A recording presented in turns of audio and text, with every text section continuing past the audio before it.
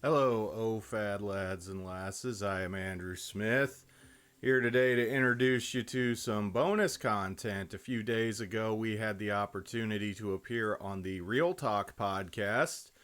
Some new Canadian friends. We got connected with them through a recent guest we had on our show, Dr. Cornelis Van Dam. He has also been on their show. And they're a good show. They have a lot of interesting content, sort of in the same realm of things that we like to talk about on OFAD. So if you're looking for new podcasts, it might be something you'd find worth checking out. Also, if you're relatively new to OFAD, basically the topic of this discussion was who we are and what we do here. So if you're catching up, new here, wanting to know a little more about where we've been and where we're going, this will be a good introduction to OFAD as well. So we hope you enjoy it. This is Real Talk.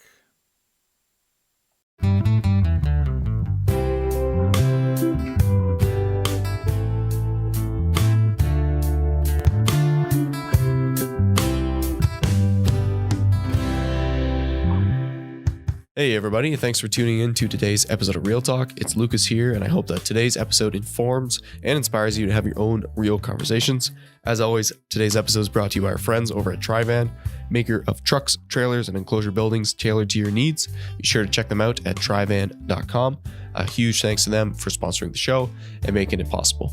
One other quick note before we get into today's episode is that if you are willing and able, if you could leave a review, preferably a 5-star one, on any of the podcast networks or platforms that allow for it, such as Spotify or Apple Podcast, that will be much appreciated as it helps get the word out there and lets people know what we're all about.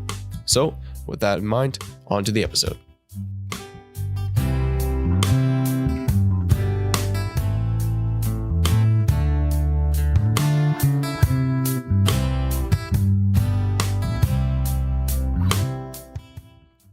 Hey everybody, welcome to another episode of Real Talk. It's Lucas back for this episode. I know Tyler's been carrying the load for the last few, and we've had great episodes. I've enjoyed listening to them more as just a listener and a fan. It's been great to learn about church discipline and church history. But on today's show, we have a kind of an interesting collaboration. We've got two gentlemen, two pastors, Reformed guys from the States. And I know we have some of our audience is American as well, so they might appreciate this even more. But they are two pastors who have their own podcast. So doing something never before seen, a podcast collaboration. Who would have thought? And we're talking to them, and we're going to learn all about their podcasts, what they kind of cover, a lot of church stuff, cultural stuff in America, and some various themes that overlap with what we've talked about on this show as well. So they're here to give their insight and their perspective. And it's my pleasure to welcome to the show Andrew Smith and Caleb Castro. So guys, I'll start alphabetically with first names there. Andrew, do you want to introduce yourself, who you are, where you come from, your journey to being a pastor, and then we'll flip it over to you, Caleb. Yeah, thanks, Lucas. My name is Andrew Smith. I am the pastor of Westminster Orthodox Presbyterian Church in Hamel, South Dakota. It's a church of about 25 members in a town of about 11 people. You did hear that correctly. We're a very rural area, mostly farmers and ranchers out here in South Central South Dakota. I grew up in Wyoming, next state over. You'll notice my if you have a video, wall of license plates behind me. Most of them are Wyoming plates because that's where I lived most of my life. I grew up evangelical. I actually grew up in the Christian and Missionary Alliance, which is sadly a denomination that recently started ordaining women as ministers. So it was a sad development there. Then eventually it ended up being various kinds of Baptists. Never actually knew Reformed theology was a thing until I was in college. And Wyoming is just such a small thing. There's maybe like a half a dozen Reformed churches of any kind in Wyoming that I just didn't even know anything about it. And I actually learned about it through a church that was heavily influenced by guys like John MacArthur and John Piper and so forth. Where I was first introduced to Calvinism, and it caught my attention because in my evangelical upbringing, there was a lot of questions, a lot of doubts, a lot of things in the Bible that just didn't make sense to me. And like the way I'd always been told, well, this is what this means. I read the Bible and it's like, it doesn't seem to make sense. And Reformed theology seemed to answer all of the questions that I had in my mind. It actually presented the scriptures, presented doctrine in a way that made sense to me, that actually made it where the pieces fit together. Because, like I was raised a dispensationalist in the era of Left Behind, and everything was rapture this, rapture that, tribulation this, tribulation that. And I read the Bible, I'm like, I don't see this there. But then I learn about covenant theology. I learn about the related views of eschatology. It's like, oh, this makes a lot more sense. And so I just learned about it in college, continued to learn and study. I went into the workforce for about 8 years. I worked in banking and finance, and then I worked in state government in Wyoming. And then about the time a little bit after I got married, my wife and I joined a Presbyterian church, a PCA congregation. And then a couple of years after that, I was given the opportunity through a financial donor to go to seminary. I'd been helping teach Sunday school and things like that, and people had began to recognize and sense perhaps a calling on my life for the ministry, and the donor offered to send me to seminary. And so I went to Westminster Seminary in California. It was there that I met Caleb. We came in at the same time. Had a bit of a fascinating time there. If anyone follows all our work and you hear the things we talk about and some of the doctrinal views typically associated with Westminster, California, they're like, wait, what? You went there? If you didn't already know. Yeah, because, I found some of those views to be questionable at best, problematic at worst. But I did stay there. I did finish studying there, whereas Caleb, bailed and left me. But, I forgave him.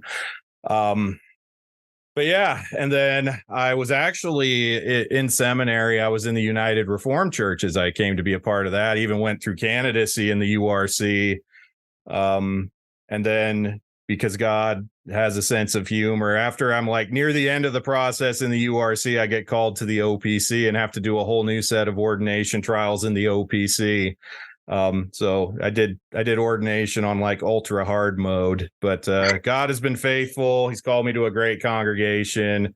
I've been here. I started serving as stated supply here almost a year ago, was ordained and installed back in April, and the Lord has blessed us, and it's been a great thing out here. So. Okay, that's quite the journey. Very detailed. I appreciate that. That's great to know. All right, Caleb, let's try to match that. What's your story? Where you come from? Yeah, so I was born in the great conservative bastion of the People's Republic of California in the northern sector.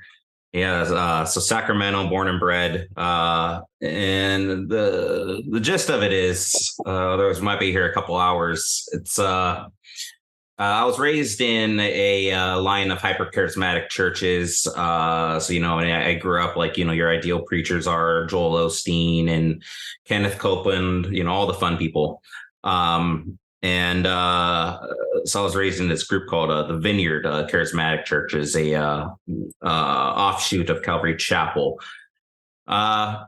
Eventually I got pretty heavily involved in a group called Bethel Church in Redding, California, who are very similar to Hillsong, and started seeing just some really strange, disturbing teachings that I started asking, hey, what's the biblical basis for this? And they couldn't show me it. So I left that, partied around and had a pretty rough going for a while in life. And then, the Lord grabbed a hold of me and straightened me out. I started understanding exactly what his grace is. I eventually found he was leading me to want to really do nothing but teach the scriptures and talk about him with people all the time. So I went a little bit older in life, went out to a Bible college.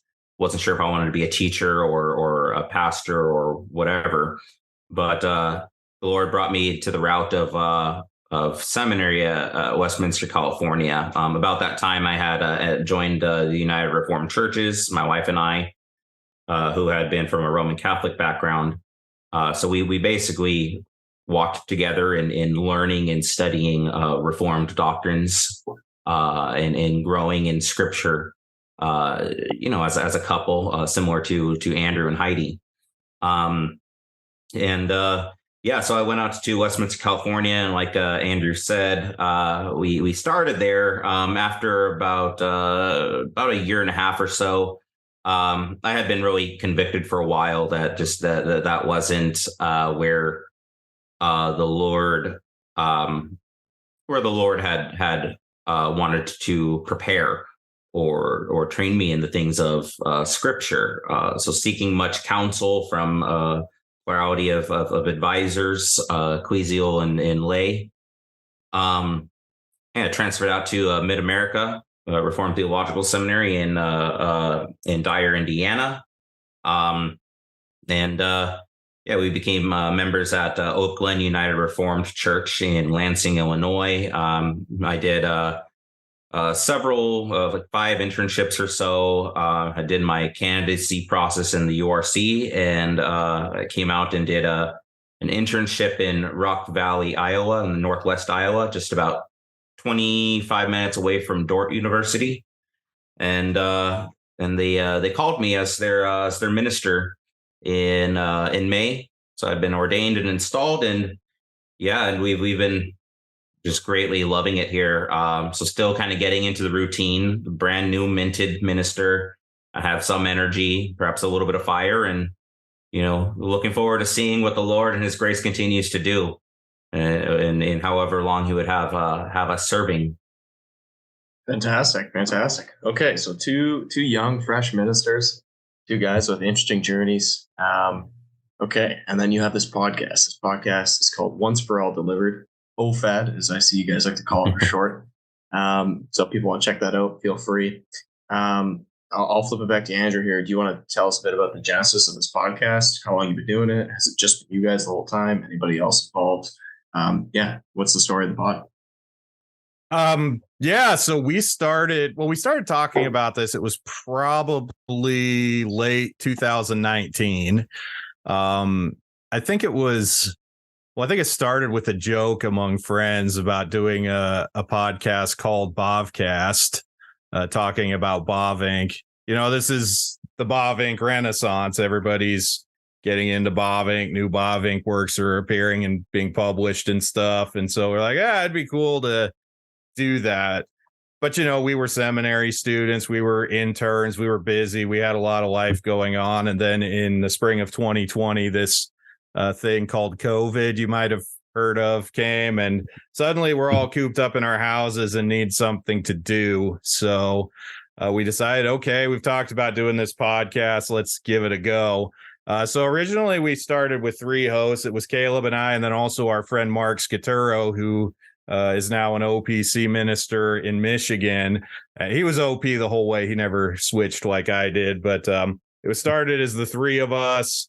And for about 4 months, it was the 3 of us together. We started by basically just walking page by page through the wonderful works of God, which had just been republished at that time by Westminster Seminary Press, and just going through the sections and talking about it, talking theology. Mark left that summer. It got to be too much to do podcasting with life and family stuff. And then we continued on. Kept doing the wonderful works, but then we kind of branched off, would do other topics. Like if it was something, we did special episodes like on worship, on the church. We did a series on covenant theology. It was kind of just, where whatever we felt like talking about, whatever we thought would be helpful to talk about, but then, kind of using Bavinck and his works as our starting point. We got to have some guests on. We had James Eglinton on about the time he was publishing his biography of Bavinck, and Dr. Alan Strange from Mid-America, Bruce Pass. It was really kind of fun to explore the world of Bavinck for the time that we did. That was Bobcast. We did that for a couple of years, and then near the end of last year, we decided we had taken some time off, kind of regroup, rethink, and then we decided we wanted to come back as something more broad, more general purpose, kind of more free in the topics we could talk about. I mean, we love Bavinck, but it's also, with all the things going on in the world and our various theological interests and stuff, it's like, let's do something more general so we can kind of just follow things where they lead, as opposed to kind of being nailed down to one author and his works.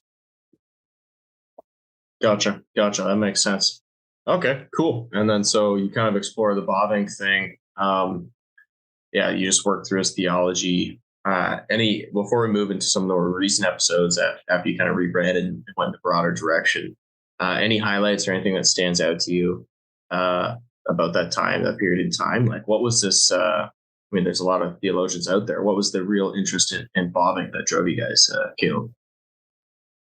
In a lot of ways, when you compare a lot of say single volume systematic theologies that are out at present, you don't have many comprehensive dogmatics, ones that are really drawing from first of all a truly exegetical basis in Scripture, but then moving in looking through historical exegesis, that is the consensus that formulates our confessions. So truly, those who do then confessional theology interact with others in the past, those who are interacting with other views, from the past as well, from Lutheran, Roman Catholic interpretations, alenctic theology, really comparing things. Why are we Reformed and not Roman Catholic? But then also those who theologians that engage with thinkers of their own times. Bavinck was doing all of that. So for a relatively recent, modern theologian, having access in English to a fairly, as I said, comprehensive body of work to draw from, it's an enormous gift, an enormous resource for interested people to really go into. But Bavinck's also not just a dogmatician. He had been a statesman. He was involved in Dutch politics for a time. He was a pastor and preacher. He was writing very much on what, if you want to put it this way, what's the point of theology? Well, there is no point of theology unless it's practical, unless theology must be practical by its nature. If we're to study God, there must be a fruit from it. So in a lot of ways, Bavinck for us, we never would have professed and do not profess being, and you say it right, actually, Bavinck. Bavinck is really,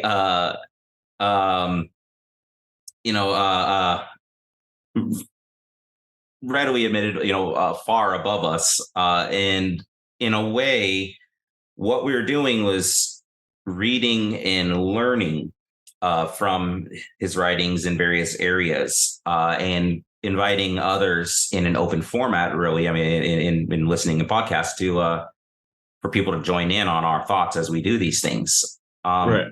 So that kind of sense. Yeah. Sorry. I was gonna say, so if I hadn't read Bavinck before, would those podcasts be accessible? Like, do you guys work through it? Yeah, we don't do it, say, to the extent of something like Comparison Reform Forum with their Voss group, where it's almost exegeting, Gerardus Voss, paragraph by paragraph. Right. So we try to keep it in a somewhat, moving fashion. So we'll read certain portions, or at least summarize sections, and then we'll just kind of say, okay, well, here's what he's thinking, here's what he's saying here. And sometimes we'll draw in references from his, we mostly work through his essays and the Wonderful Works of God. but we would draw in references from the Reformed dogmatics and elsewhere. Gotcha. So I would hope that it's that it is accessible and helpful. Okay. Nice. Cool. Well, if anyone's interested, feel free. We'll link it in the show notes below. You can definitely go check that out. Yeah. Cool. Well, I think we should hit some of your recent episodes, because then once you kind of broaden out, there's a lot of cultural topics you hit, and a few interviews and whatnot too. One of those being the Faith in the Film guys. They're actually from up our neck of the woods, quote unquote. It's a big country, but I believe those guys are from Alberta somewhere. So maybe Yeah. Well, actually, that reminds me, they are coming on our show at some point soon too. So they'll be coming down and doing an in-person interview with Tyler at his place. So stay tuned for that. Yeah, Very future. good. I was actually Nice. just gonna email Kyle after this and let him know that we were gonna plug them a little and just say hi. Perfect. Okay. Yeah, Well, good folk. it's the pre-plug before the full episode. So I'm sure we'll just whet the listeners' appetite, So Oh, do you want to tell us a little bit about those two gentlemen, what they're up to in their project? We'll just keep it going. I'll flip it back to Andrew, unless Caleb, you feel real strong about something to say there. Yeah. Yeah. It was Caleb actually that got us set up with them through some mutual friends. But given that, in our new format, we're particularly interested in issues of theology and culture, we liked the opportunity and the ability to talk to some guys who are Christian and thoroughly Reformed Christian, and yet engaged in cultural production, making films, making resources.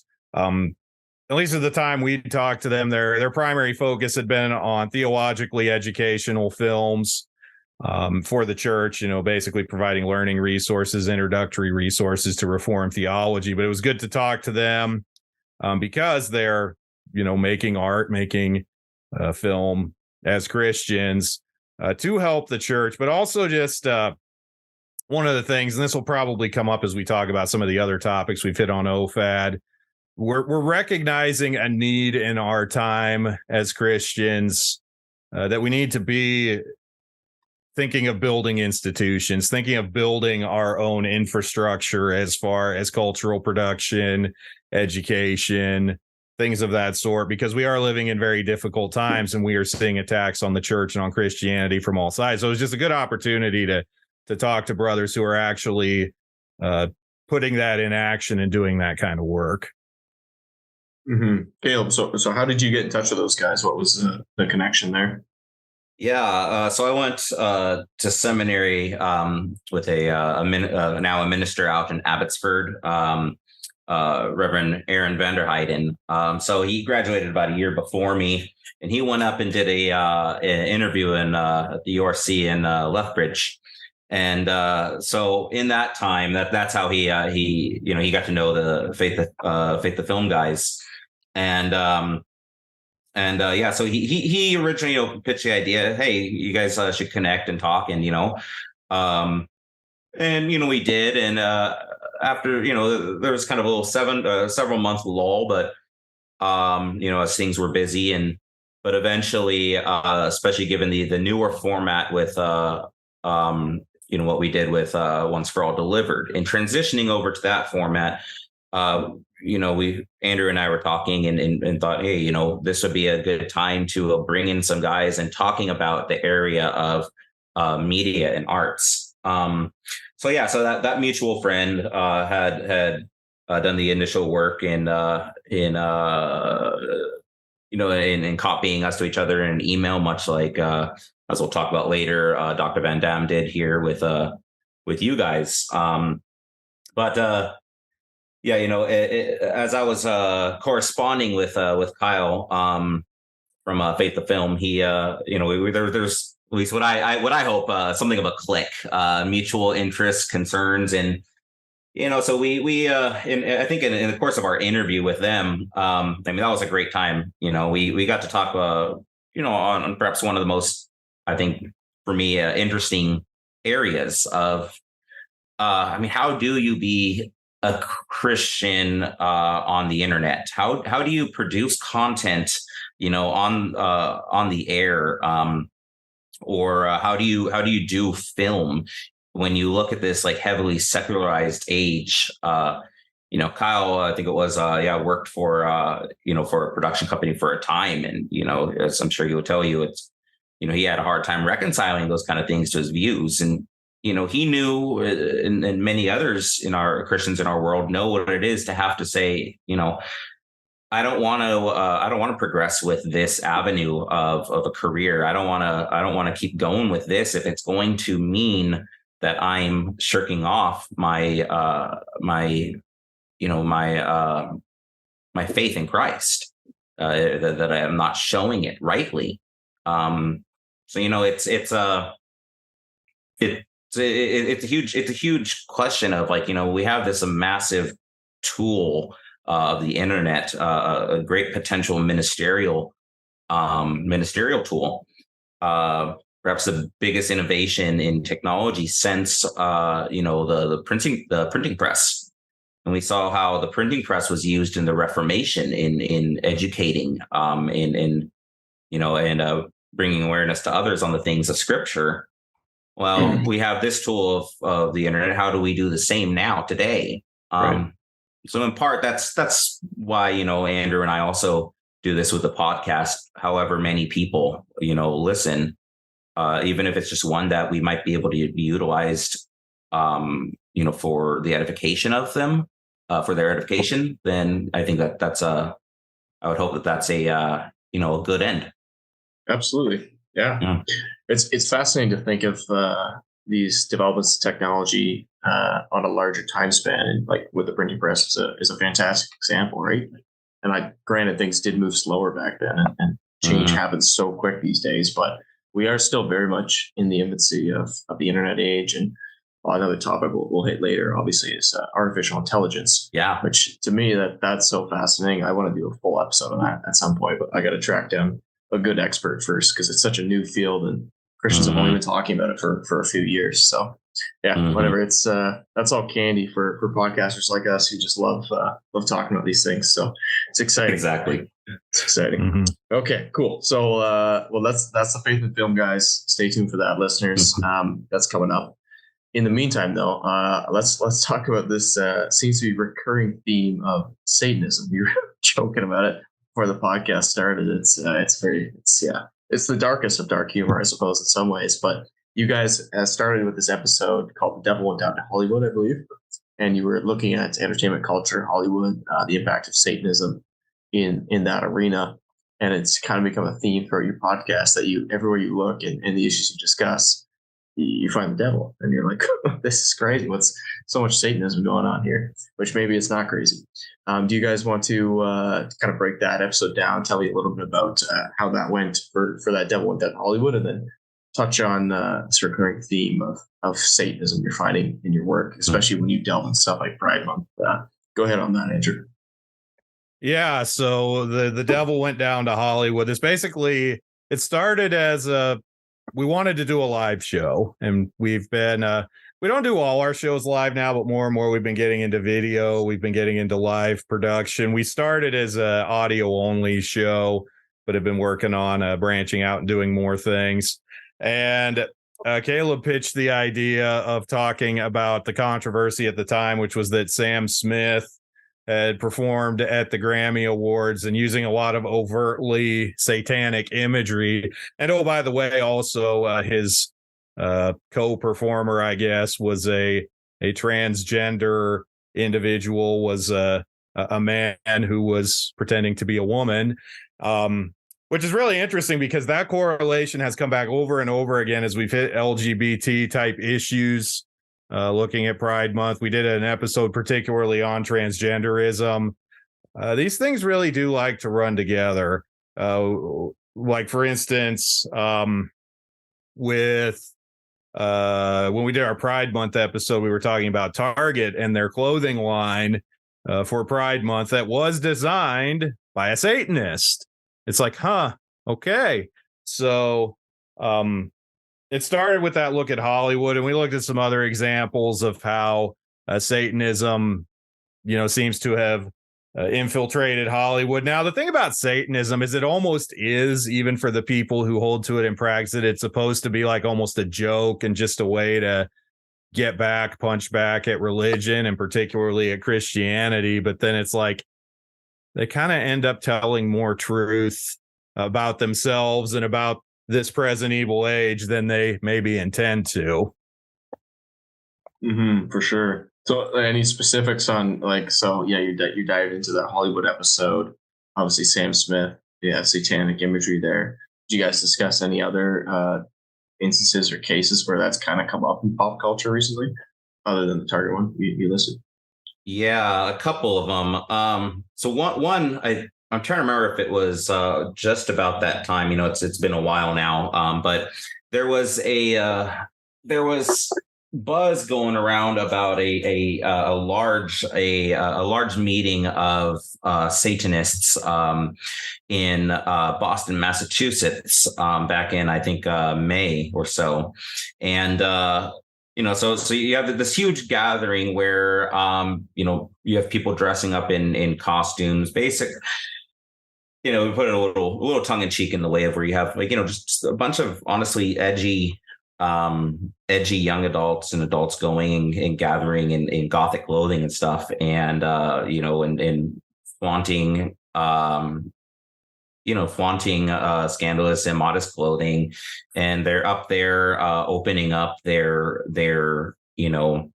conference with with tearing up pages from the Bible, and trying to get people amped up, and then there was a Bible burning that occurred. There was they had several workshops that were ongoing with academics. Almost every single one, or at least the main almost all the main workshops weren't just about Satanism, but tied into transgenderism or LGBT and all the stuff. So there was already a huge correlation there. So it was like a 3-day event. It's what we might think about, like, I don't know, G3 or Ligonier conference. They're doing the same things. 3 other brief examples then are in order to skirt down here, some of the states have placed particular bans on abortions, and to skirt state authorities, this satanic temple, as they call themselves, they will send out abortion pills to people that request them, as long as you agree to perform what they call an abortion ritual, where it's basically just you agree to sit, meditate, look in a mirror, talk about your own self autonomy, empowerment, and chant to yourself before taking the pill. And that way it's protected as an act of a religious rite, as a religious practice, so that the government can't interfere. And it's this same satanic temple talks about how they don't believe in a literal Satan. He's used as a symbol for autonomy, for self-government and rule, and anti-authoritarianism.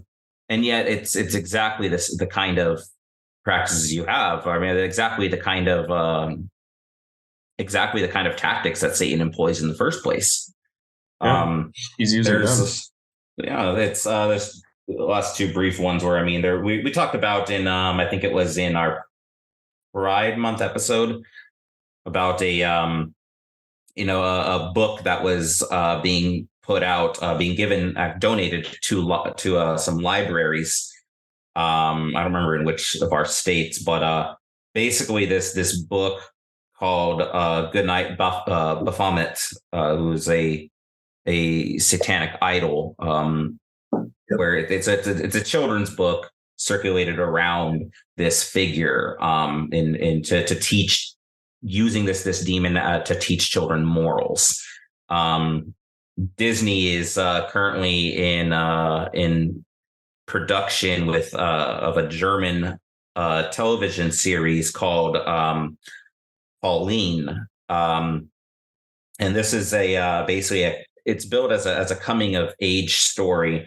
Pauline, an 18-year-old teenager, high school, she has a one-night stand and because she's just so stressed out about climate change and the state of the world and all this stuff. So she just has, so she just has she has a one night stand, and lo and behold, she gets pregnant. But she finds out that she had a one night stand with Satan. So she is now pregnant with Satan's child.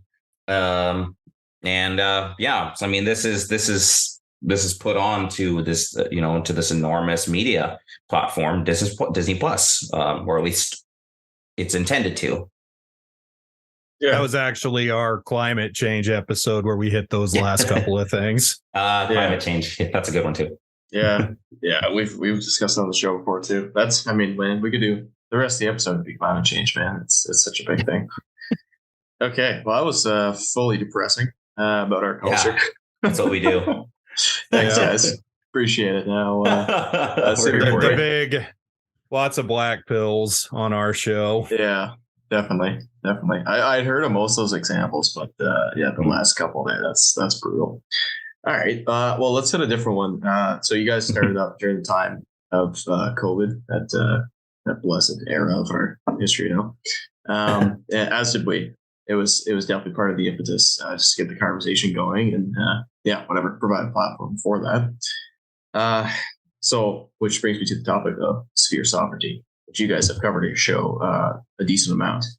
Now, personally, this is we talked about it a bunch too.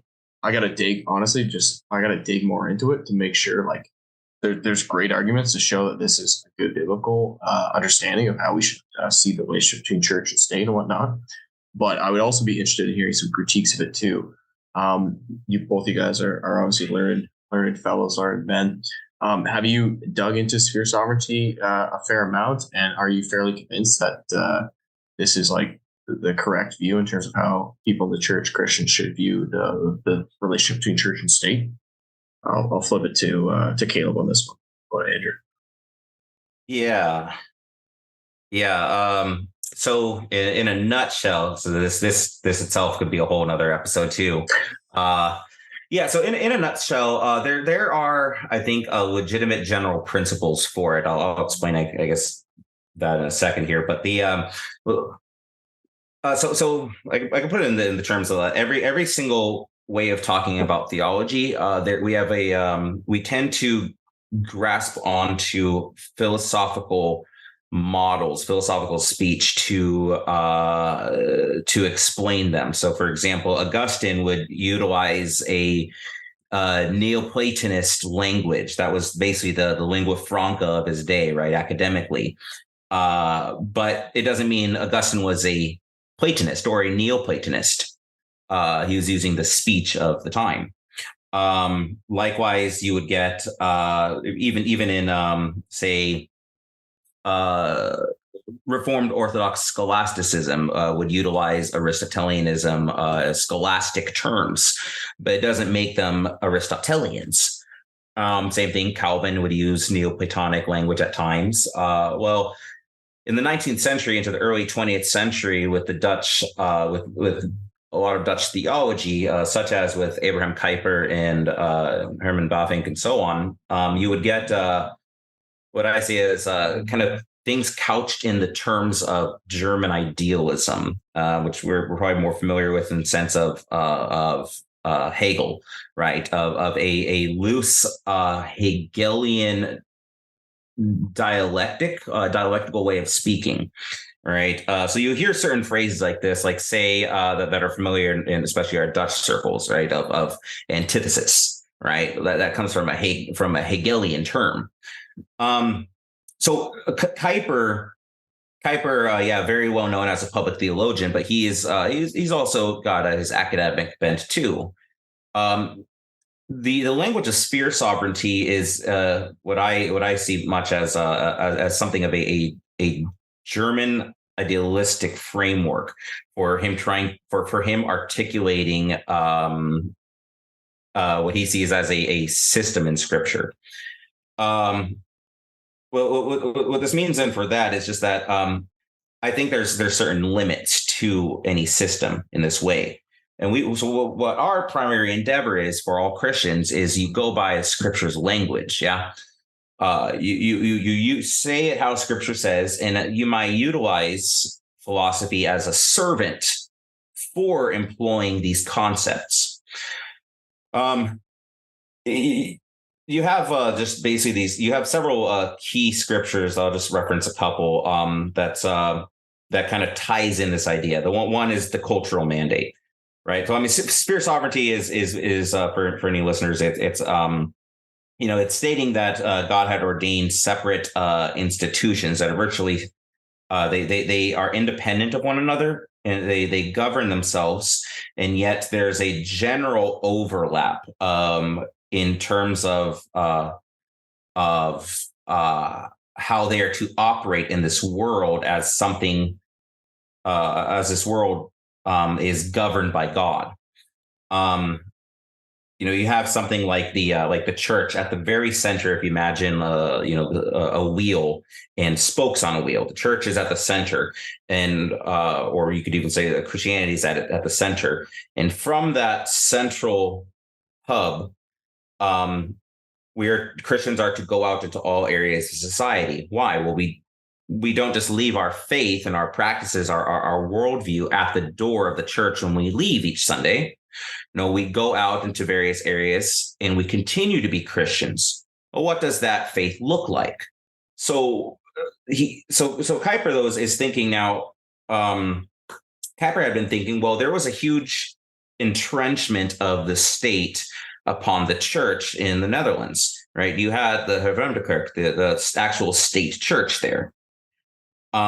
You had civil magistrates, public officials sitting in on consistories and councils and telling them who can and cannot be appointed as elders. They were governing the affairs of a congregation. So it started. So his idea started of that and saying, no, the state is separate as an institution from the church. God is still sovereign over it, but it has its own particular sphere. That sphere of the government has been invested with certain responsibilities, such as utilizing the sword to punish evil and promote good in society. The government has a right and proper use of authority and say a church should abide to fire code, right, and certain building regulations. Why? For the well-being and safety of its attendees. But the state has no right to cross over and interfere in things of the church's sphere, such as calling worship services. So getting back to COVID itself here, the church, the state has absolutely no right to say you cannot gather for the sacred duty of the call to worship. If God summons you and you're not allowed to go because you might get sick and die or infect other people, that's not for them to decide. But likewise, a church where it governs its ecclesiastical affairs and everything of itself, the church can't go and the church still needs to pay its taxes and abide to the government in that manner, right? So there's things that are lawful and unlawful. Kuyper would take this, though, without going into further examples at the time because of time itself, time's sake. He'll also say, well, likewise, we need individual schools that are Christian institutions, ones that aren't directly under the authority of the church or of the state. We need private institutions that operate by general Christian principles to guide us. I'll turn that over to Andrew if you like, but that is laying a basis for it, the concept. Yeah. So really, what we're trying to get at with sphere sovereignty is, how does Christ's kingship and his comprehensive kingship, his lordship, his rule over all things, how does it apply in the world? And I think what's helpful about thinkers like Bavinck and Kuyper in this discussion is they weren't quite living in as modern of a world as now. They all were over 100 years ago, but more modern than like some of the earlier Reformed thought on church-state relations. And, we have a lot of discussions going on, at least we do here in the States, regarding things like Christian nationalism. And, there's a lot of a push towards an idea of, well, let's go back to the, 16th, 17th century. Let's actually have a Christian government, Christian prince, those sort of things. And I mean, maybe as an ideal, maybe there's merit to those ideas, but part of the situation we have to deal with is that's not the hand we have right now. How does the kingship of Christ apply in the modern world? But also, how do we apply these things in the situation we have? And how can we actually engage culture, engage the world as Christians and be faithful?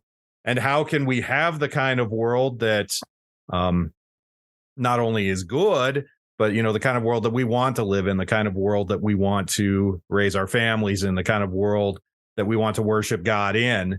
How do we build institutions? How do we identify and deal with tyranny? I mean, this was the question that came up frequently during COVID. And, I'll be honest, what pushed me a lot in this direction was COVID and seeing how that fleshed out and seeing some of the theological discussions around it. There was a large strain, probably the predominant strain, at least of the elites in Christianity here in America, elite evangelicals, basically saying we need to comply with the government and whatever they tell us to do. It's an issue of loving neighbor, so on and so forth. And yet we're not able to worship God. It's like we're so focused on the second table of the law, we're losing the first table of the law in there somewhere because we're not actually coming together and worshiping God as he has commanded us to do. I'd watch a lot of Christians attacking Christians for simply gathering and worship. And to me, that was just unacceptable. Where I was at in California, I saw a lot of that and was very disappointed by it. And so that really is what got me to think about it. But yeah, it's how do we in the modern world actually live as Christians? And like I said, I mentioned this before the show, but it was before we were rolling. Our applications may come out different from Kuyper and Bavinck. Like, for instance, I've done some work on OFAD about our seminaries and about their funding and accreditation and things like that. So one of the main controversies that Bavinck and Kuyper were dealing with was the schools question in the Netherlands. And how do we get government funding for Christian schools? And I've kind of taken a different tack of, given, at least in America, how federal funding works and how the government wields the power of the purse and uses funding as a way to impose ideology and agendas and policy on institutions that take it. I've basically taken the tack of, no, actually, our schools shouldn't take this money. And if they are taking it, they need to stop. Yeah. Because we have an issue where the schools can't faithfully fulfill their calling, can't do what they are called to do in their sphere, because by taking that money, they're basically letting the government interfere in ways they have no business doing. Yeah. If I could add actually onto that for a sec here. Sure. Yeah, go ahead. To hit you directly, the question in terms of biblical here. So in Hebrews 2, you have this concept of in Hebrews 2 it says, but we do see Jesus, who was made lower than the angels for a little while, now crowned with glory and honor, and because he had suffered death, so that by the grace of God he might taste death for everyone. You get this already. This statement of Christ is crowned with glory, and he has he's everything has been put under him. Nothing is left outside of his rule and dominion. Christ is revealed to creation as the Lord God, but it is in the darkness of man's heart and the suppression of unrighteousness that is even denied in the first place. It doesn't change the reality, though, as Colossians 1:15-20 is the one that really comes to mind in basically the concept here is the Son is the image of the invisible God, the firstborn over all creation. For in him all things were created, things in heaven and on earth, visible and invisible. So we already have a principle of this is going back before the foundations of the earth, right? Whether thrones, powers, rulers, or authorities, all things have been created through him, but also for him. He is before all things. In him, all things hold together. He sustains and governs by his word of power. He is the head of the body, the church. He is the beginning of the firstborn from among the dead. Why? So that in everything he might have the supremacy. So part of the principle, you can go further in with passages like, Genesis 1, 26 to 27, what's often called the dominion mandate or the cultural mandate, right? Man is to fill the earth, to tame it and subdue it. We know Adam failed in that, and yet there was still continued cultivation of the continuation of society. Adam and Eve immediately, when they're fallen, they go and they take fig leaves and they sew them together. We see them still, even though they're fallen, they're still showing a mastery over the things in creation by taking leaves, forming them, taking the materials of the earth and utilizing them.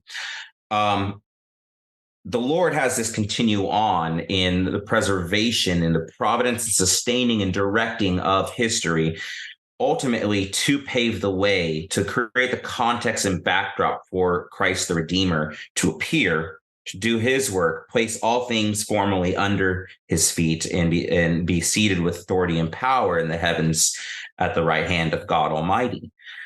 But now there's something of there's a relocation of the dominion mandate, I believe, in the Great Commission.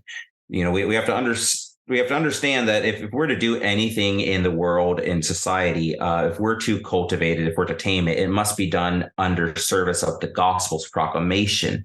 For he sends us out into the world, to baptize, to make disciples of every nation. We are to fill the earth and subdue it, but spiritually, particularly. But this creates that very question for Kuyper of, well, how did so what does your life during the week look like then? Are you as a Christian going and proclaiming that word? Are you showing that we live as people who are ambassadors of Christ? How do you have everything be subject to the Lord? The idea had been grabbed a hold of in the 20th century, especially by his own son, Henry Kuyper, amongst others, Herman Dooyeweerd. These guys would grab onto these ideas, and they took them to certain extremes that Kuyper didn't apply them in, such as a notion of common grace and general revelation that itself is redeeming. Okay, but they think that the things in this world and in this society can be actually redeemed in the here and now. That you can have an eschatological reflection, in this world. You can literally claim these things for Christ. But Kuyper doesn't teach that. He only talks about that they are all the backdrop to general revelation is the backdrop to special revelation. All ends serve special revelation, the eschaton. Yep. So you take anything though in this world, and how do you have it influenced by Scripture's principles, its teachings? Yeah, the practical theology needs to serve the gospel at the end of the day, right? Yeah. Okay. Now, if we can move on from the sphere sovereignty a bit, just for the sake of hitting a few more topics, I think that'd be interesting, because I think if we move into artificial intelligence, you guys have done a bit on this too. That's a real area of practical theology, something that Christians absolutely need to be thinking about and discussing too. So I'm back. Sorry about that, listeners. We'll jump back into AI. So this is, like I was saying, very interesting area to discuss. You guys have discussed it a bit in the podcast. Like personally, my point of view, not that anyone really cares, I'm just the host, but I think it's a very interesting development, and I think there's certainly pros and cons to it. But I'm actually kind of largely excited about it for the most part. But I feel like you guys are a little more down on it when I listen to your podcast. So maybe Andrew, I'll throw it over to you. What are your thoughts on AI? Where are we going? Is this the end of the world? What's up? Yeah, I just and we did our we did almost 2 hours on AI, I think, when we did it. It's not something that a lot of Christian podcasts seem to be talking about. There's a few of them out there that are. I think the issue with AI is we just don't really know the can of worms that we've opened. This stuff is moving faster than it can be reined in or controlled.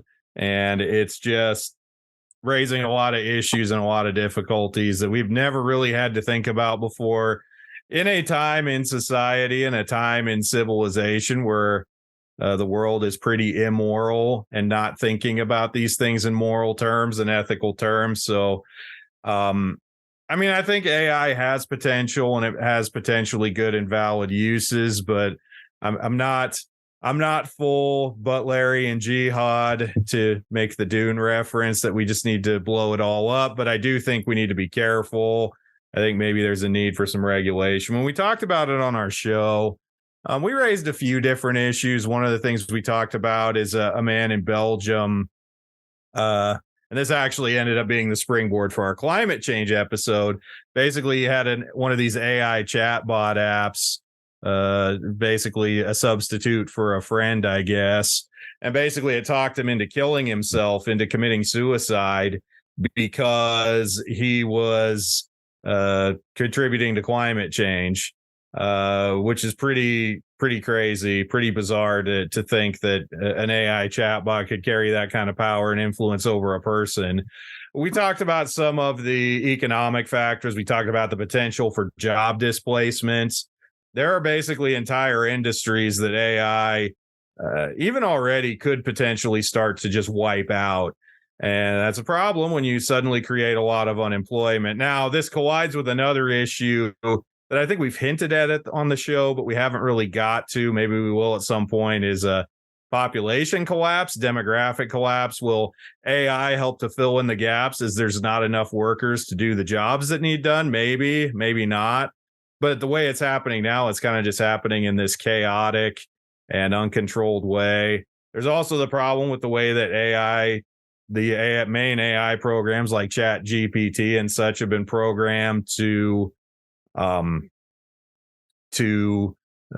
a left-leaning ideology. Oh, yeah. You can't get they have a certain political bias. And people are just going to them to get answers on things, maybe not knowing this and maybe not getting the best information. AI tends to be inaccurate.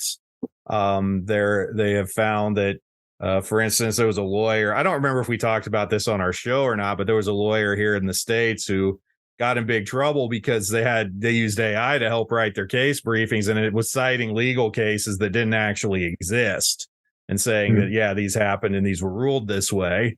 So that's a problem. We talked about Chaos GPT, which Chaos GPT is basically a project to build an AI system to come up with a way to destroy all humans and destroy the world, which it's like, I mean, that's every sci-fi about AI. It's like they went straight to doing that. Yeah, quite possibly the stupidest project to start. Yeah. Let's just confirm everybody's fears about this right out the gate. Yeah. Why would you do something unless you want to be successful at it? But wait, you don't want to be successful at that. Like, what are you doing? Yeah. Perhaps to balance it. At least for me, I think what it is I'm not exactly like, I hate it. What it is, for me, I'm pessimistic about secularism as it is, but I'm optimistic concerning Christ and Christ's plan. So that ties very much into the nature of worldview. There's it's not that I'm I'm like the world's the world is I am that the world is is evil. But it's just that, but nonetheless, Christ is still at work. I do think that these things can be, if you will, subdued and tamed in the, in the service of Christ. And it takes some creative thinking, though. I'm not the person for the tech stuff like that, but I'm even when we think in terms of AI, it's not just like chatbot or the Sophia robots or whatever. AI has already been around for quite a while. Siri is an AI system. Alexa is an AI system. We've been utilizing things like Google Translate and all that for a while now. Voice recognition, text speech. So clearly, those are helpful things. People that have certain various disabilities or very extreme areas of cerebral palsy, that can't people that may not be able to speak, they use AI systems to communicate, to us. So I mean, there's a good thing in this, but it's when you also at the same time see Chaos GP, you're just kind of like Chaos GPT, you're just kind of like, what are we doing? Yeah, right. We could do so much more, but it's moving so fast is the point, that when you already have, the European nations going and saying, hey, we need to start doing some regulations here. I see so many articles of for one thing, saying this is like, the next wave, if you will, a third wave of modern technology, that we're already getting out of an internet age and entering into the AI age. Is that a premature declaration? Probably, but still, people think about it. I've seen someone go and call this like, the next development of the Nietzschean Übermensch, that this is how we can get into the next area of man. Transhumanism. Transhumanism, Yeah. exactly. So that's another one, that another topic that we bring up occasionally, recurring, but we haven't actually done a devoted episode on. It seems like every layer of technological quote unquote progress, which certainly in some ways it is, at least just straight up technology, as far as technology is concerned, the gain is that much more, but the downside is that much more too, right? So like the internet, huge boom, fantastic for a lot of reasons, also terrible for a lot of reasons. So like take your pick. Like we've asked a question on the show before. I asked people, like, if you could, like, would you go back and take it all away? And like, people struggle with that one. Like, if you really think about all the pros and cons, I don't know. There's not a good answer to that, but the world just keeps moving on. But to go back to your earlier point about worldview, I did an episode on eschatology a couple months back, and like it's so important too when you think about an issue like AI. Like I don't know, I'm like you, like I'm pessimistic in terms of the culture, but I'm optimistic in terms of like, okay, well, Christ is still king, and we got to get in the arena. We got to get involved. That's why we do a show like this. Like, we got to be out there. We got to be talking about it. Got to let people know. And like, we're at a key point in history where like we need to really dig down and think about the ethics of like what we're programming into AI. Because I mean, at least at this point, still like we control it. So we gotta be smart about how it gets programmed. You guys talked about it on your show too. When you play around with it, you see the biases that's worked into it, or at the very least, it'll just stop you. And it won't give you like a real good defense of, like, for example, a scriptural conservative Christian, whatever you want to call it, view. It's just interesting to see the biases at play there. But we need it's almost like Wikipedia, generating. It's like, it just sounds like Wikipedia information, and no entirely trustworthy sources. Yeah, it's killer though for search. I will say that. Like, I love it. Like I use it all the time, but if you're doing research for something and then you want to like, you can learn a lot about a topic. And granted, this is the downside where it's like what's being inputted into it, where what are you actually learning? But if it could be done in a trustworthy manner, even just about stuff that's like a little quote unquote more neutral, just like if you want to know how something works mechanically or something, like very handy. It's a good tool that way. So I'm not too down on it in that regard. And whatever. It's just the next evolution of the internet. You can't stop it. So the jobs thing also, to flip back to what you're saying earlier, Andrew, too. I think like if it happens really quick, there'd be job losses, but you see it in every wave of technology in history. Like people, like old jobs get phased out, but new ones get created. Like I just think that's like God's like created humanity with that gift of ingenuity. That's part of that creation mandate, right? That dominion. We just if we get rid of a mundane task Although interestingly enough, it actually is taking more white collar jobs. But either way, we get rid of a certain task, and then we just think of another job and another avenue to serve people, or to make, honestly, just to make money and find another job. So I don't know. We seem to find a way somehow. Yeah, I think one of the things, this is maybe a separate discussion that we haven't really had, I guess one of the things we have to think about when we're thinking about technology is, can technology actually outstrip human control and human competency? One of the things we're seeing now is we're seeing the boomer generation retire. We're seeing a loss of a lot of skills. We're seeing, for instance, like a lot of things still run on old computer systems, and you can't find programmers who know those languages anymore and know how to code them. And you just kind of start to see that the complex systems that run a lot of our world just don't work as well as they used to. Think of like air traffic control. There's been over the last couple of years, an uptick in major incidents causing disruptions of air traffic control, or even just like, if you have to get a car fixed, it's a lot harder to get parts. It's a lot harder to get your car worked on. Just things like this that have just kind of always run. And yet now, as the people that run the technology and know it age out, and there's not really a transfer of that kind of knowledge, what's going to happen with all of this stuff? I don't know. That's a good point. So, and I just, with AI, it seems like it's already outrunning us, and it just started. So yeah, we might end up. Yeah, no, that's true. I think we are losing a lot of skills that way if we're not careful. Like I mean, the construction industry, and I see that often enough where, like, if you're a site super, you're building a condo building or whatever. Like, granted, I got a lot of respect for that. It's a hard job. It's a lot of moving pieces and parts, but I don't know. You run into a lot of people. You're like, how are you in this job, man? Like, the people are entrusting you to build this 6, 8, 10, whatever story building. And like, you're the guy running it. Like, I don't know. I'm not old enough to know what it used to be like, but you run into a lot of incompetence out there. And yeah, it is concerning that way for sure. All right. Well, maybe we beat AI to death for a little bit, and we'd have to come back to it at some point and kind of do a deep dive on the fundamentals and the ethics and whatnot. But it's just a fun topic. I love talking about that. So if any listeners of either of our shows, because I don't know if you mentioned that off the top, but you guys are going to repost this on your channel as well, have any thoughts or suggestions, feel free to reach out. Let me know if we're a good guest on that topic to really dive into it. Okay, so a few more things and then we'll kind of wrap her up. Obviously, the main connection, you mentioned it earlier, Caleb, Dr. Van Dam, you guys had him on your show. I believe you talked about Genesis.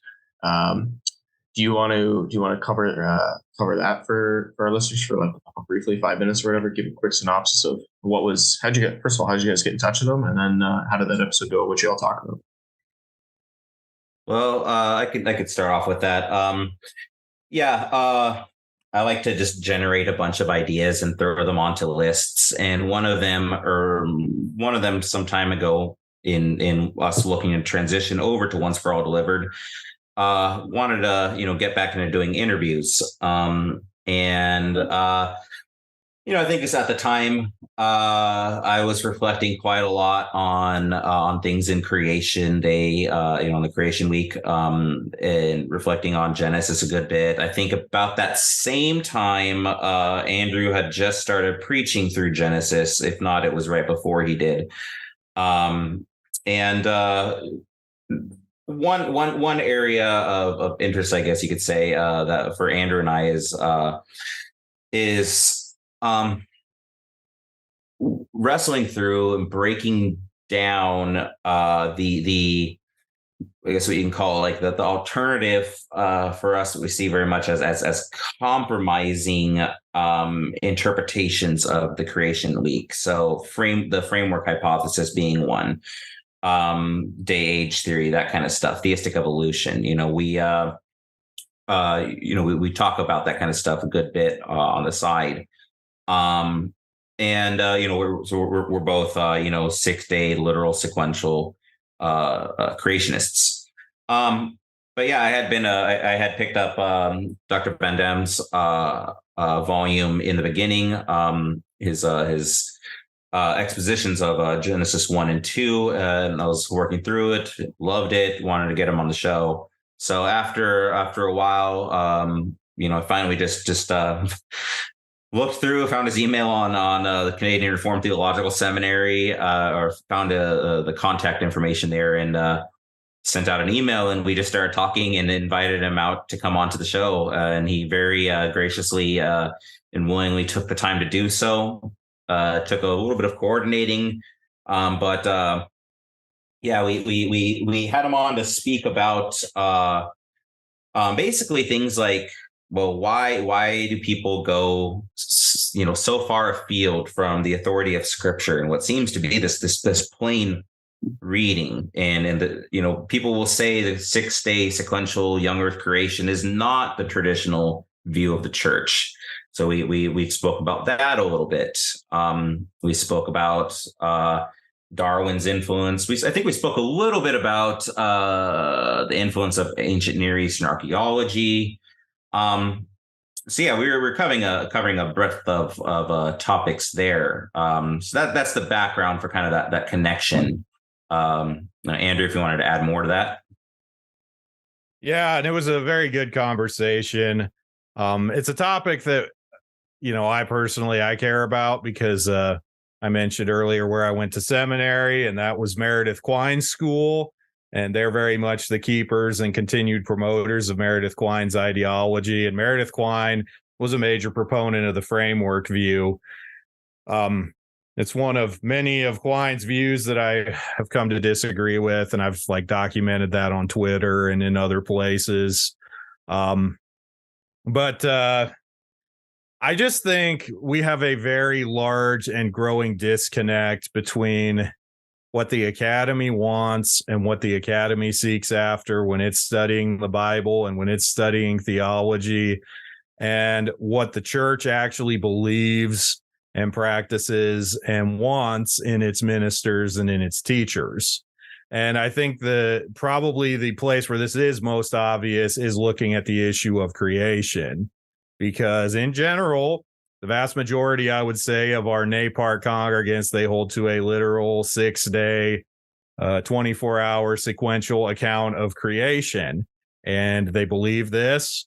They want to believe this. They want ministers that believe this. And yet in the seminaries, in the academy, you're seeing this intense pressure, not just on the schools themselves, but the schools put on their students to embrace these alternative views. So, on the one hand, it's like, you see this compromise here on doctrine, on moving away from what has been the almost consensus view of the church throughout history, on the basis of science, which is a constantly moving target, on the basis of wanting to maintain appeal to the secular academy, which we're never going to do enough to please those guys.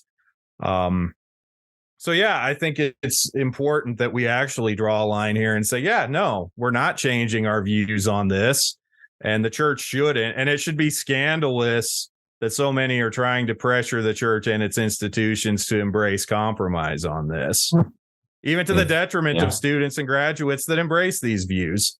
It's a scandal, and nobody wants to talk about it. So I guess we do.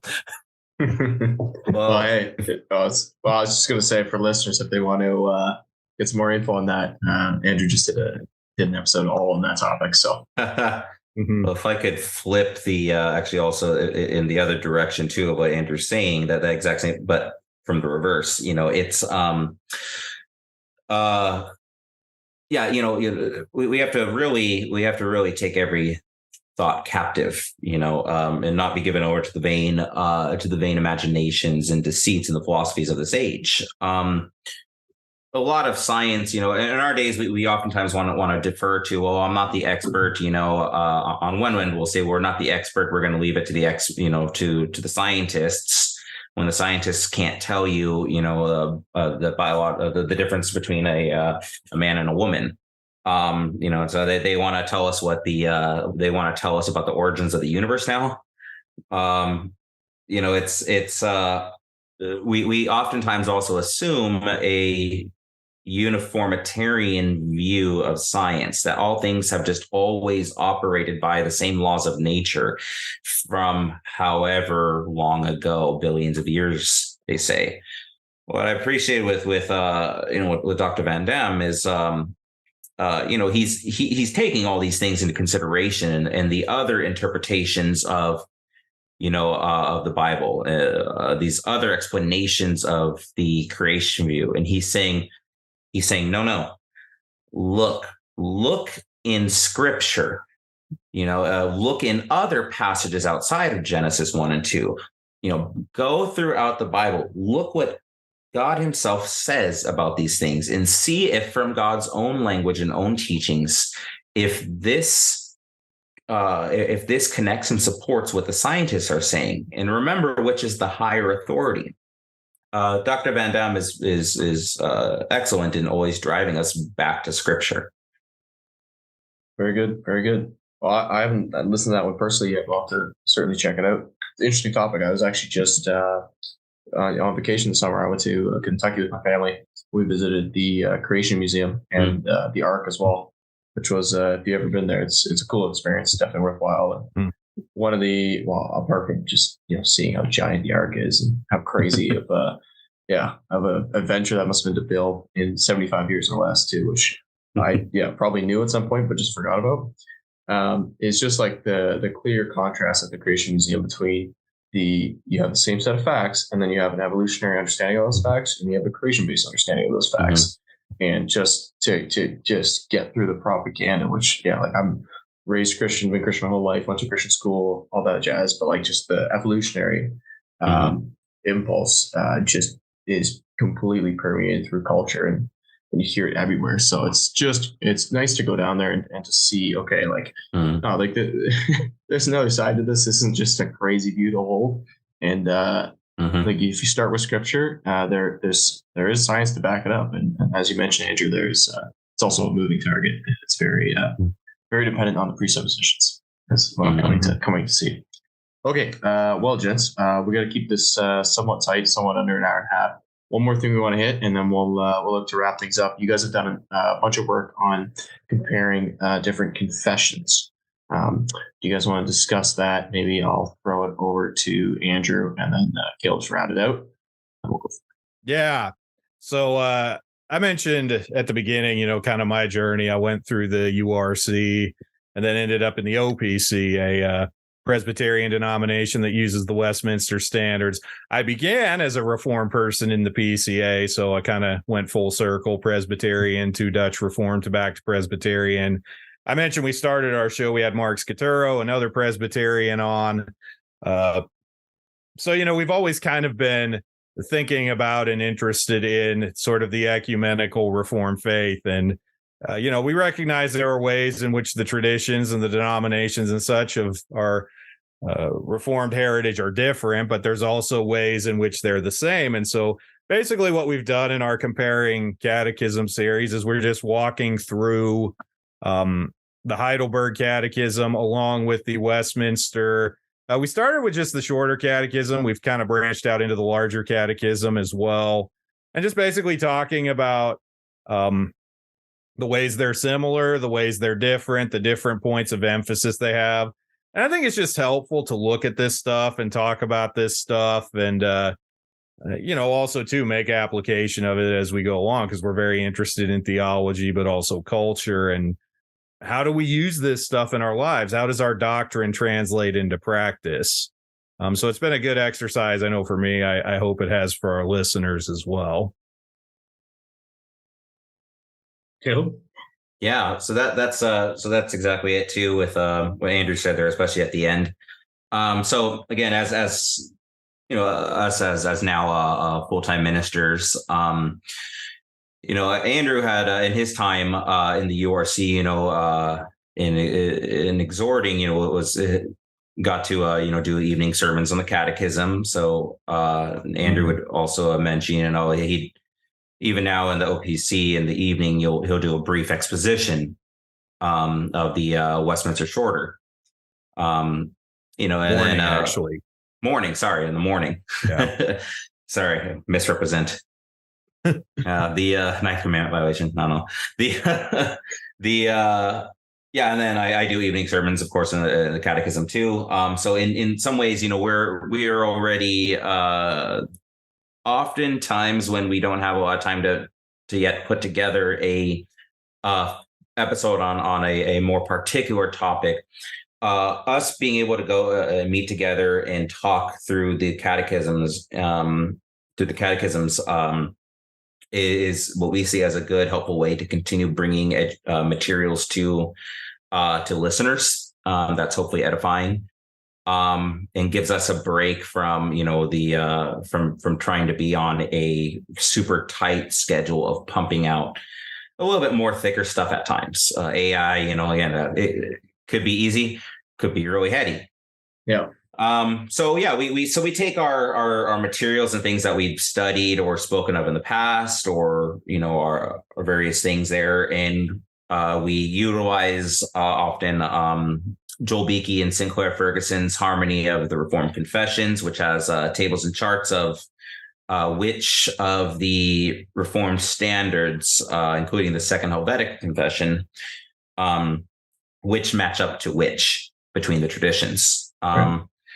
But it's a very edifying thing. We get to kind of talk a little bit more about directly on scriptural exposition, scriptural doctrine, and then just kind of see how those match up in our respective ends here. I'm much more primed, I guess you could say, towards a lot of Dutch thought, and to Dutch theology itself, the continental tradition, and in its various branches. Andrew, being able to talk through the Westminster standards helps me really, grasp other areas or other areas of articulation that I don't think about. Right. Yeah. Oh, that's nice. It's more heavily focused on the theology side of your podcast, the culture and the theology. Mm-hmm. Mm-hmm. Cool. Well, guys, this has been a blast. I've enjoyed chatting and getting to know you. Since this is kind of on your podcast as well, for your listeners, anything you want to know about Real Talk or anything that's going on in Canada, feel free to shoot me a question or two if you want.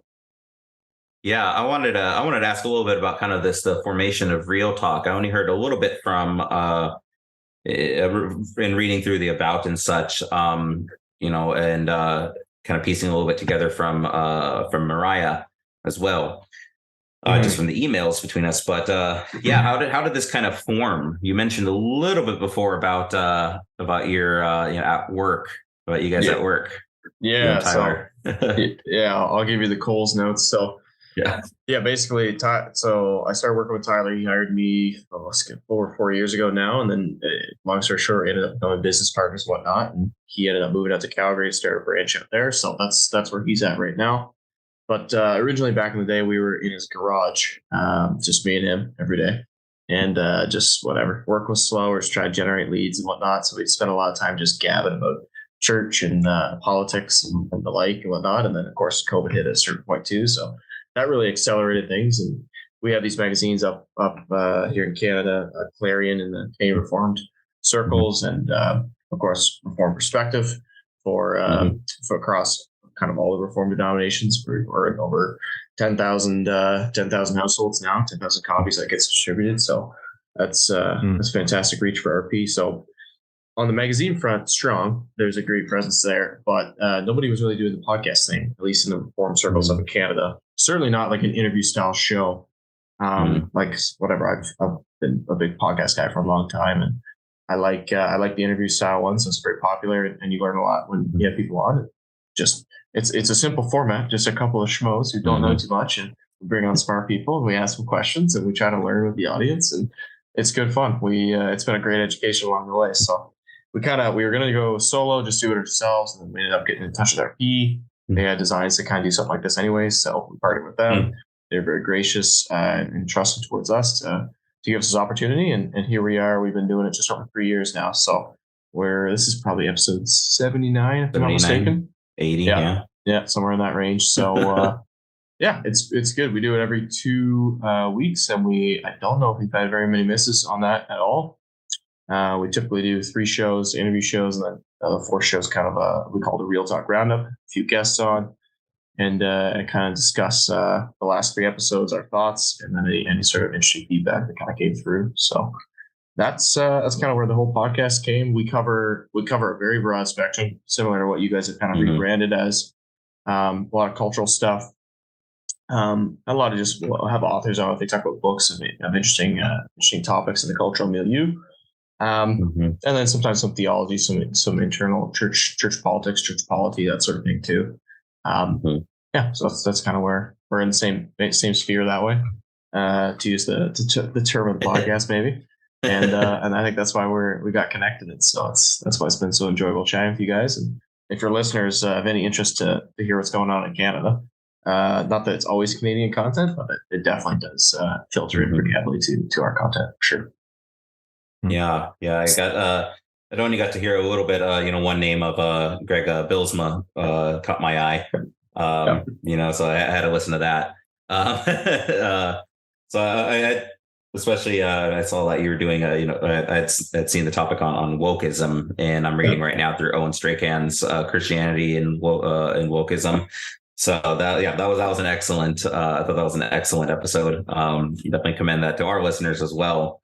But yeah, I haven't gotten time yet to go much more beyond a couple of those, and it's just, but in looking through them, I'm like, yeah, man, these are great topics. This is the same kind of stuff that we like, So it's definitely some good. I think some good. I would hope. What's the word? Cross promotion. No. I was gonna say, good.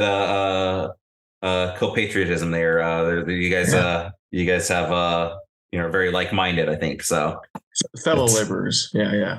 There you go. That's a good one. Yeah. I think we had, down here in the States, I mean, there's a lot of Reformed podcasts. There's way too many Reformed podcasts. I can't even begin to even sample all of them. But I have noticed there's a tendency among Reformed podcasts in the States to be either very, I won't mention names, but they tend to be very egg-headed and technical and just going down into the deep minutia of theology, to where even I've been through seminary and, I even still I don't even know what they're talking about. Or on the other hand, they're just so hyper church focus and all about things going on in the church, which is fine. We need those and we can talk about those. But there tends to be kind of a lack of shows that are interested in taking good Reformed doctrine and then, just putting it into practice. And that's part of why we rebranded, is we wanted to do more of that, and away from, I guess, being one of those egg-headed, let's hyper focus on one theologian type podcasts. So yeah. Andrew is bald and has an egghead in that way. That's true. It's I'm more literally so than most. Yeah. I guess I would ask, if we're going to cross post this on OFAD, so if our listeners are looking for you, where can they find you? Yeah, sure. We have a website, realtalkpodcast.ca. So you can check us out there, and that's got links to all of our various channels where you can find podcasts, whichever device is your preference. And then we have a YouTube channel too, so it's got a video component. It's not very advanced, but for those of you who like video, including my grandmother who watches faithfully, thank you for watching, Grandma. And yes, the video is also for you too. So, and for anybody of all ages, because people do enjoy being able to see our faces for one reason or another, I suppose. And I can't imagine why. But so you can find our YouTube channel as well. It's just Real Talk. If you search Real Talk on YouTube, you won't find it, because unfortunately, surprisingly, we're not the biggest Real Talk out there. Should have picked a little more of a unique name. But if you search Reformed Real Talk or Reformed Perspective Real Talk, it comes up every time. And feel free to subscribe there for some good content, at least I would say. Interesting content, informative. That's kind of what we're going for. Informative, yeah. The basic gist of it is just whatever. I think we have a fantastic basis, in our faith broadly, and also specifically in Reformed theology, to go out and to apply it to our everyday walk, right? And I don't think there should be really any questions we're afraid to ask. Our God has the answers. We may not even have the answers necessarily right now, but there's a lot of questions worth asking. And we should be in favor of open and honest discussion. and especially in a lot of areas of Christian liberty too, right? Like, okay, like how are we actually gonna how are we gonna deal with AI, or are we gonna deal with this difficult church issue, or whatever, the rise of Satanism in the culture? Like, wow, I mean, that's just kind of general. That's bad. Avoid that. That's bad. Don't do that. Yeah, no, I think we can safely say that on this podcast. But there's just a million interesting issues to talk about, and I don't know. I just, at least for like when Tyler and myself got this thing going, I think we just looked at a podcast in like a secular arena, like the Joe Rogan Experience, and just kind of his approach to just, he'll have almost anybody on, a little less so Stacey's a little more, but and just I like that approach of just open and honest dialogue, and that's what we're trying to do about issues that are relevant to Reformed Christians in today's world. Now, I was going to ask if so I'll put you on the spot here.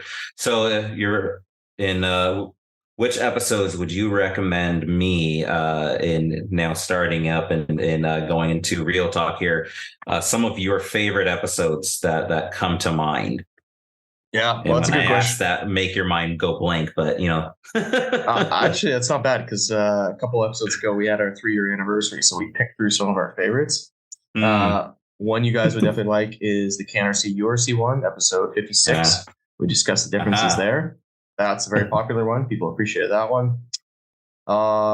Let's see. There's some nitty gritty ones. One of the most popular ones ever was the COVID conversations one, episode 45. So we had 2 Ontario MPPs on, state legislators for you guys, that level, provincial guys. So that was quite fascinating. Let's see. That's not a good one. We had Joe Boot on the podcast at one point, talking church and state. That's probably a familiar name for you guys as well. Oh man, there's so many good ones. It's hard to pick. I don't want to, I'm not. Sure. All guests are we'll great. Just have to go through. Yeah, there's I couldn't even pick. There's a good early one too for you. Is we had Pastor, if you want more of like a human interest story, but obviously a reform twist to it, we had Pastor Al Bazoulian on in episode 9, I believe that was, and he is a great pastor, local pastor in this area again, and he's a recovered alcoholic. So he had quite the testimony on that podcast too. So a lot of people appreciated that one. But those would be 3 to kind of come to mind. But yeah, we got almost 80 in the catalog, so pick through, let us know. Oh, definitely. Yeah, that's a blast. I'm especially curious on that KNRC URC one. I have one of my favorite interests on the side is, of course, our boy Klaus Skoder. Nice. And pecking through differences in KNRC. Yes. Excellent. Well, we look forward to that as well, and listening. All right. Well, I'll transition back to host here again, and we'll wrap it up. It's kind of a funny transition. We all do the same. Yeah, exactly. It's been the revolving host this show. But it's been a blast, you guys. I'll just give you a quick opportunity to plug where people can find you, and then we'll call it a day. All right. We have a website. It's onceforalldelivered.com. We are on social media, Facebook, Twitter. I think we're still on Instagram, and then on our YouTube, where we have our videos and our live shows. All of those, it's at OFAD Podcast. And you can find us just about anywhere podcasts are. I haven't yet found any major podcast thing that doesn't have us. So if you find one, let us know. We'll fix it. But yeah, basically wherever you go for podcasts, and then YouTube if you want the videos. And perfect. Awesome. Okay, well, anybody traveling through Iowa or South Dakota, look up these gentlemen if you're in their area. And with that, it's been Real Talk. We'll catch you next time, folks.